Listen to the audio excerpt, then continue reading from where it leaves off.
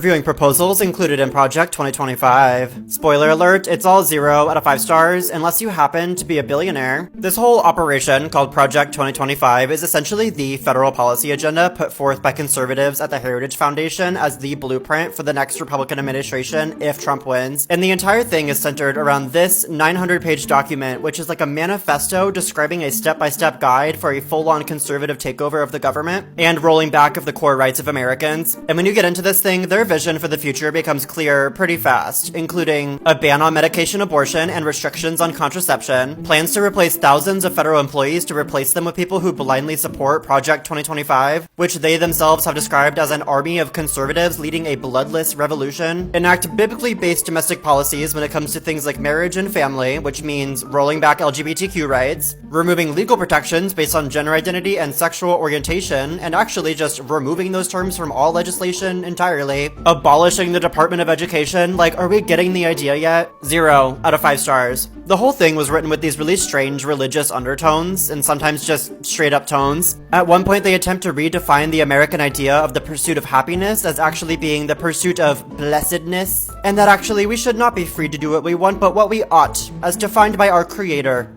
In other words, fascism. Then we have the economic section, which I don't think gets nearly enough attention for being just an avalanche of policies that would be awesome for the 1% and terrible for literally everyone else. So their plan is to reduce the tax rate for corporations and the wealthiest people in the country, and then increase it for everyone making under $200,000, which is most of us. On top of this, they're planning to institute a 20% tariff on all imported goods, which would just end up being inflation and price increases experienced by you at the grocery store or buying gas. They're making student loan payments even more expensive, while cutting funding to public schools, creating more restrictions on programs that reduce poverty and homelessness, increasing the cost of prescription drugs, and kicking people off of Medicaid. It's like an exact WikiHow to-do list of increasing wealth disparities and also making shit more expensive. 6 out of 5 stars for billionaires and Big Pharma. Alternatively, Kamala has plans to extend the child tax credit, provide down payment support for first-time homebuyers, giving tax breaks to people that make under $400,000 a year, most of us.